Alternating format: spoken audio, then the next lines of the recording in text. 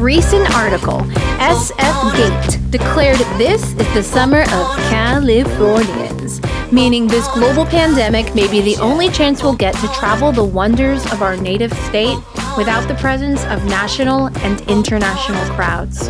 California has long been the world's top tourist destination, and I took this as a chance to see a part of my state that I never had before, Big Sur. Partnered with my loyal companion, Edwin Ortega, we drove down the Highway 1 Central Coast from Santa Rosa to San Simeon. Here are the 8 stops we made.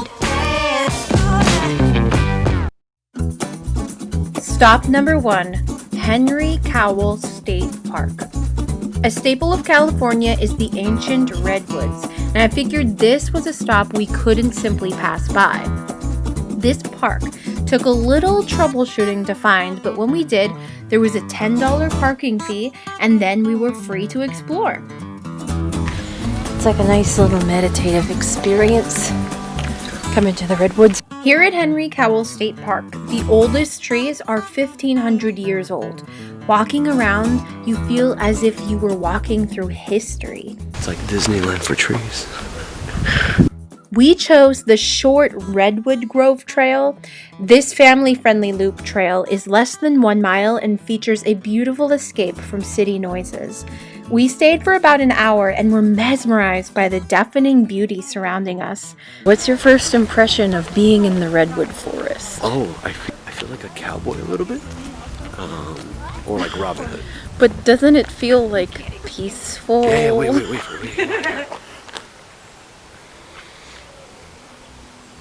That's peace right there. And also, we had to go to the bathroom.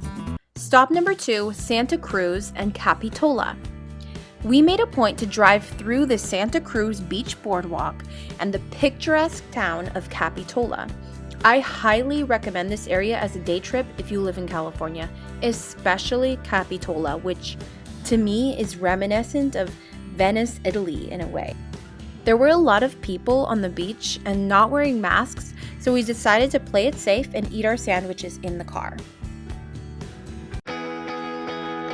After having our lunch, we continued our drive through Monterey and Carmel by the Sea. This is where we started to recognize the panoramic view of the California coastline known as Big Sur.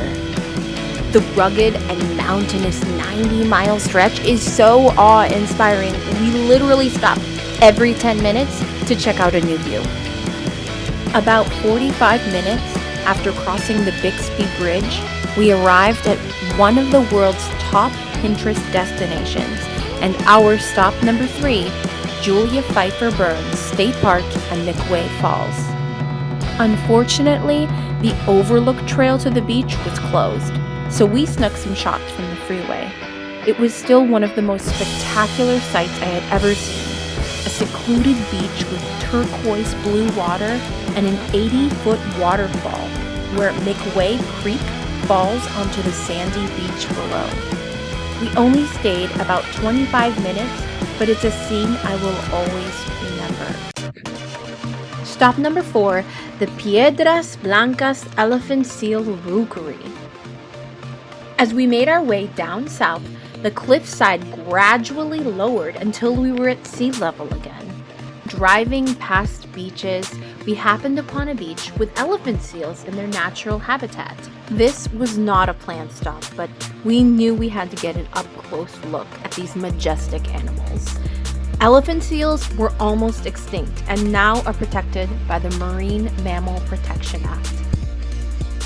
It was another meditative experience in nature to watch these seals bask on the sandy beach. Stop number 5, San Simeon.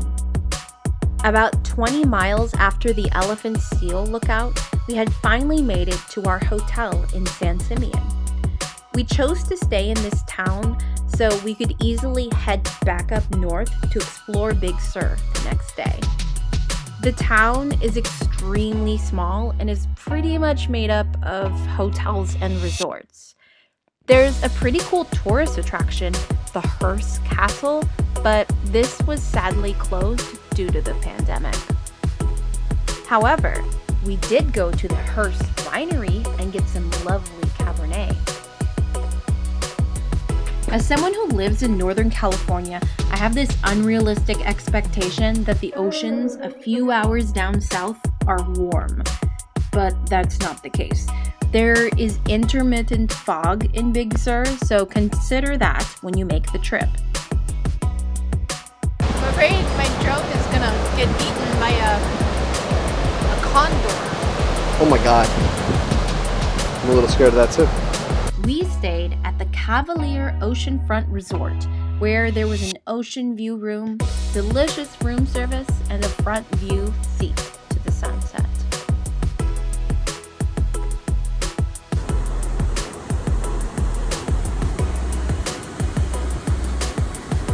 I think it's like 9 o'clock right now, but me and husband are here. We got some food. It's cold. Yes, it's a little cold. The hotel that we checked in is so cool. And this is what we're seeing now at 9 o'clock. The sunset around 8:20, I think. It's really pretty.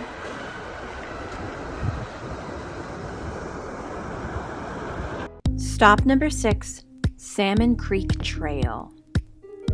The next morning, we headed back up north on the winding cliffside. Service goes in and out of Highway 1, so definitely look up in detail directions beforehand and have them already opened on your phone. The trailhead and parking are in a horseshoe bend off of Highway 1. I told Edvin we were going on a hike, but didn't tell him what we would find at the end. Some what? Water. Water. Let's go see if he's right. We hiked for less than 10 minutes on this family-friendly trail, and the sound of the fresh water became more clear.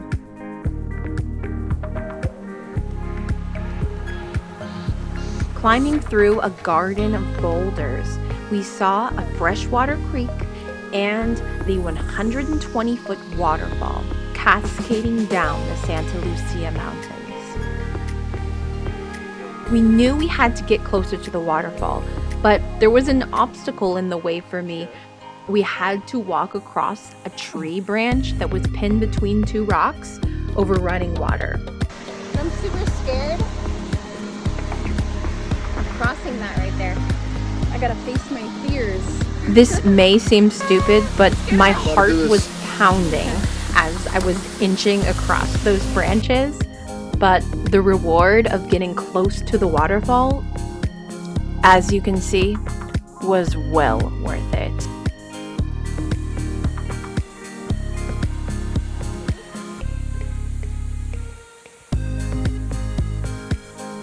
Stop number 7, Ragged Point Keyhole. On the way back down to San Simeon, we stopped at Ragged Point. At first, we thought this stop was only for resort guests, but we discovered a path where you can see the northern view of the coastline over the cliffside, and wow, what an amazing lookout spot. There was a keyhole you could look through that claimed to be the portal to Big Sur. It was such a great spot to see the coastal waters, get a cup of espresso, and go to the bathroom, of course. We didn't hike down the trail, but looking back, I wish we would have. The 8th and our last stop in Big Sur was Pfeiffer Beach. This is on the way back to Santa Rosa. I'm wearing the same shirt because I underestimated how cold it was here and all I brought was handcuffs. Pfeiffer Beach is quite an adventure to get to. First of all, there is no sign for the beach on the highway, and many people pass right by it. You really need to do your research beforehand, depending on the direction you are coming from. From the south, we knew we were looking for this sign, and it would be on the left-hand side. So you pass by a deli and shops, cross a bridge, and make a left-hand turn onto Sycamore Canyon Road, where we saw the sign. We were so happy to find it, but were turned away by a ranger because the parking was full, which very often happens at this beach, especially around sunset. But we didn't lose hope and circled back, and 10 minutes later we got in. After about 11 minutes on this one-way road, we paid a $10 parking fee and headed toward the beach, finally. Immediately, we recognized the huge rock formations that are a staple of Big Sur. In fact, it is said that Big Sur is the place where land meets sea, and Pfeiffer Beach is this idea manifested. It's so powerful when you see the ocean waves crashing against these rocks. We climbed on the first rock formation and saw tide pools hosting crabs, sea anemones, and octopi. It was beautiful to see waves coming through the keyhole rocks. As we walked to the second rock formation, we saw the purple sand this beach is known for. But the most famous feature of this beach is the mountainous rock formation that sits in the water, because at sunset, the light from the sun streams through the keyhole. We didn't stay until sunset, but I imagine if you do, it would be hard to find parking, so maybe come a few hours beforehand and stay. And that's it. This concludes the list of my recommendations for Big Sur. This road trip did more than offer me an escape from quarantine home life. It was a true adventure where I practiced living in the moment and gratitude for all that exists in our world for us to enjoy. And really, gratitude for where I call home. Go get it, Californians. Wow, look at that skyline right there. It's just incredible. Don't look down. Don't look down. Oh, I have a suspicion. I see cars parked at the bottom of this roundabout here. I have a suspicion that that is where we will be hiking today. Now, I'm looking out for signs. I don't see any at the moment,